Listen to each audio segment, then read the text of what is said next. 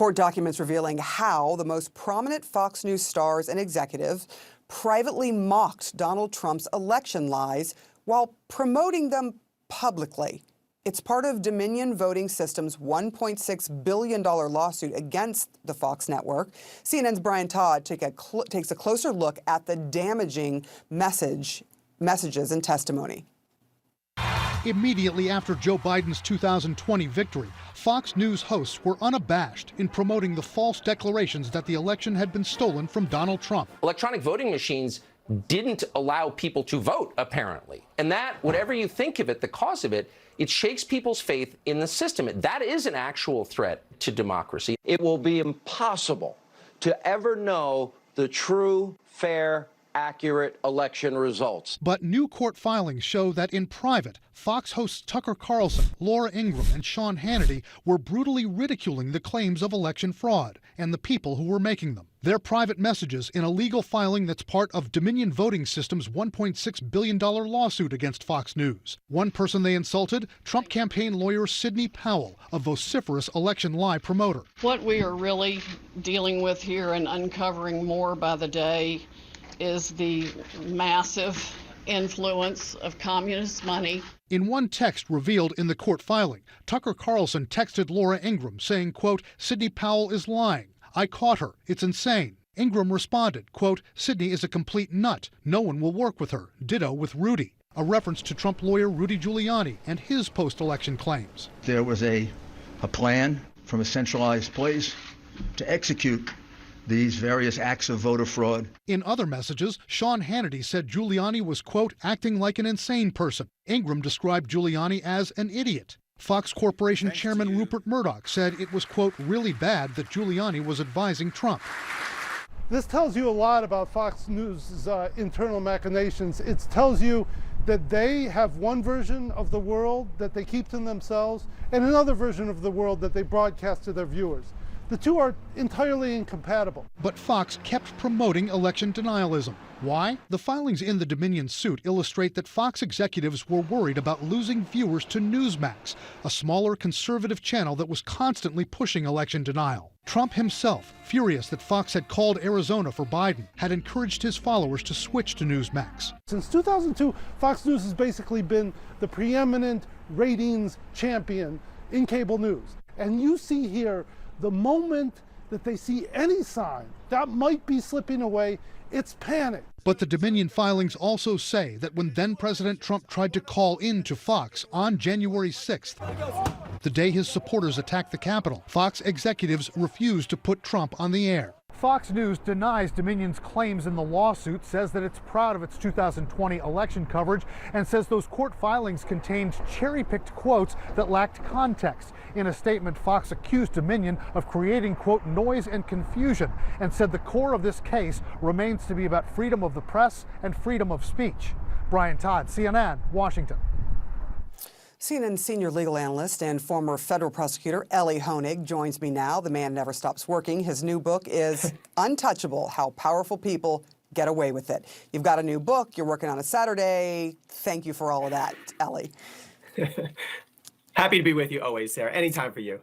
Can you tell me what these revelations mean for the lawsuit? So, Sarah, this really means that Fox News is in some trouble. It is really difficult legally to make out a defamation case if you're a plaintiff like Dominion is here. It's not enough to simply show that the media outlet got it wrong. You have to show actual malice, meaning you have to show that the reporter or whoever's making the statements knew that they had it wrong and said it anyway. And here, if you look at this brief that was filed the other day, it's remarkable. It opens up with just a string of quotes from leading Fox anchors and executives that use terms like we just heard in the piece, like lies, insane, nuts. I mean, that is about as straightforward evidence of actual malice as you will realistically see.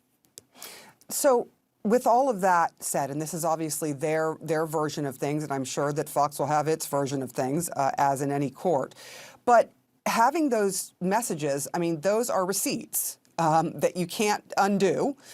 Do you think that Fox could end up finding itself on the hook for $1.6 billion? Because that's the amount that Dominion is suing for because of how they damaged the company, according to Dominion.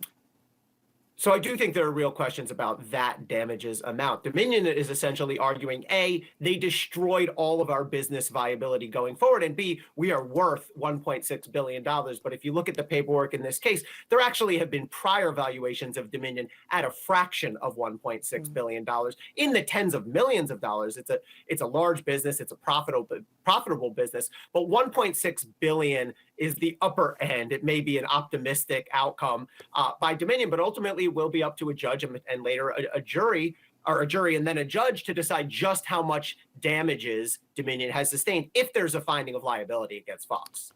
I'm assuming there could be punitive damages, and that's sometimes where those high numbers come from.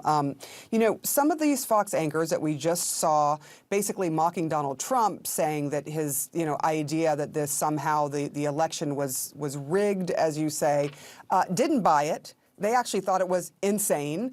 But on the air, that's not what they said. They seem to just be agreeing with him and pushing his lies. Listen. So much for those claims that voter fraud never happens. Of course it happens. They knew it happened when they told us it would never happen because they're liars. I could see these people hand over what appeared to be white envelopes. I thought, those are ballots. And today, more reports of dead people voting from beyond the grave. Amazing system we set up. This is disgusting, and we cannot allow America's election to be corrupted. We cannot. What is also disgusting is pushing a lie when it comes to democracy, one that clearly some of those people spewing that stuff didn't believe themselves. Yes, what are your thoughts now after seeing this newly released court filing? Well, I think this is exactly what we'll see if this case does go to trial, if the parties do not settle. We will see the plaintiffs here, Dominion, offering the sort of side-by-side, the clips that you just showed, put next to those texts behind the scenes, which are saying, in some cases, the exact opposite. And I think the argument to a jury is, this is the definition of actual malice. It's one thing to get it wrong. The media enjoys very broad First Amendment protections. That's as it should be under our Constitution. But the First Amendment is not without limit. And the limit set under the law, really, of all states, but including Delaware, where this lawsuit is that you cannot intentionally spread a falsehood about another person. And so I think that's the argument we're going to see from the plaintiffs here. This was intentional. They knew what they're doing. And as you said, the plaintiffs here have a theory about what the motive was. The motive was they didn't want to lose ratings. They were terrified for their bottom line. So I think that's a good summary of the plaintiff's case. You talked about the First Amendment, and that is, of course, a really important amendment to us personally, but also to anyone who wants to say whatever they want to say.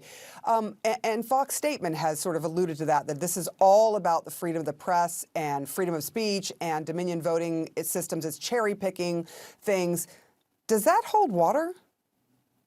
Well, they're right that the First Amendment is very broad. They're right that it should be broad. They're right that all of us in the media and elsewhere rely on a very broad First Amendment, but it is not limitless. It doesn't mean anyone can say anything they want at any time, even if they know it's wrong, without any consequence. I see that Fox News' sort of response is that these quotes are cherry-picked. I guess they are. I mean, that's what you do in discovery. You go through the tens of thousands of pages and you say, here's the best evidence. So if you want to call that cherry-picking, fine, but that's what lawsuits are all about. And in terms of them being out of context, I mean, the brief that was filed the other day actually has quite a bit of context. In some cases, you'll see the entire text, or you'll see several exchanges back and forth. So it's one thing to say it's out of context.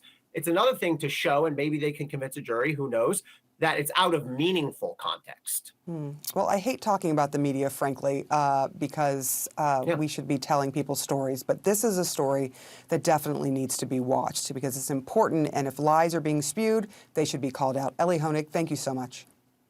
Thanks, Sarah.